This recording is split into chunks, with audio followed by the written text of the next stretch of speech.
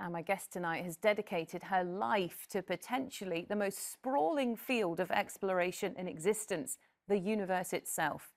These images have been taken using the pioneering James Webb Telescope, and our guest is one of thousands of scientists working on the breathtaking project with NASA, which will allow us to see space in a way we've never been able to before.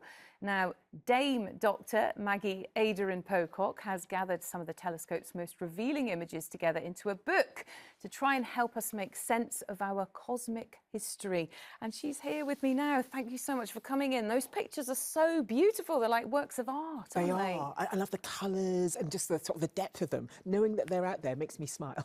Yes, I love looking at them. Maybe you want to have them up on the wall, don't you? Yes, yes. But it's quite interesting because the James Webb Space Telescope is actually an infrared telescope.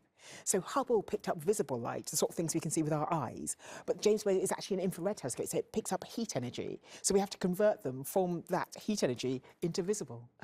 That's amazing. So, I mean, your journey with NASA and this incredible project you were a part of, what was that like for you? Oh, it was a dream come true because it's the largest space telescope ever built.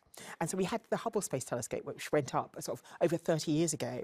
And so to be part of the James Webb, and as you said, sort of 10,000 scientists around the world, but also James Webb sits a sort of 1.5 million kilometres away from Earth and looks into deep, dark space. So yeah, just to be part of that project was brilliant.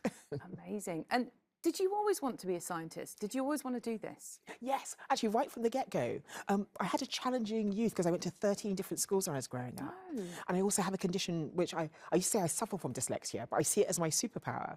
And so it seemed like a crazy dream to become a space scientist, but it's something I've always wanted to do. I blame the clangers. I used to watch them as...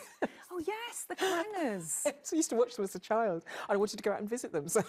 Oh, and so how did it all start for you? How did you get into it? Oh, yes. So it started off small. I used to go to the Science Museum, to their sort of space centre there, and look around and think, ooh. Also, the Science Museum is right next door to Imperial College, where I eventually studied. But I always thought, that's where the clever people go. And again, yeah, it seemed like a crazy dream, but yes, crazy dreams can come true. Yeah. When you've got, I think, something to aim for, and I've always been reaching for the stars. And what kind of thing would you like to see in your lifestyle? What kind of scientific breakthrough are you hoping for? Would you like? There's lots of things.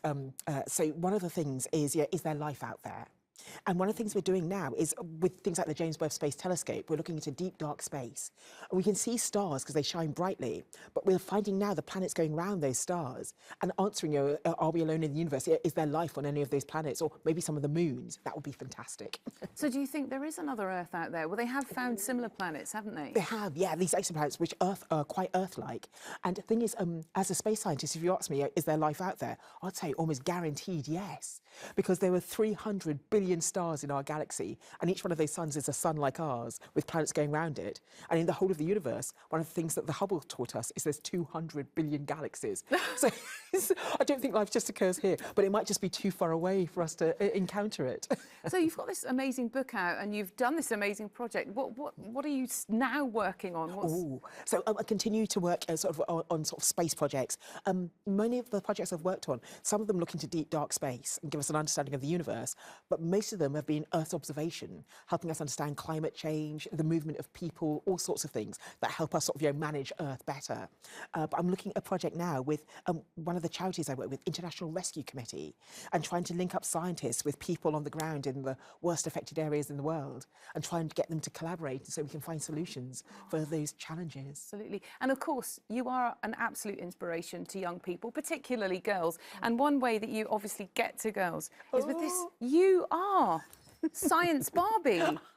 You're a global superstar, and she's gorgeous. Oh, thank you. I always say she looks like me, but on a really good day. It's lovely. What a great way to get to young children. Yes, it is. It's a nice segue into girls to tell them about the science.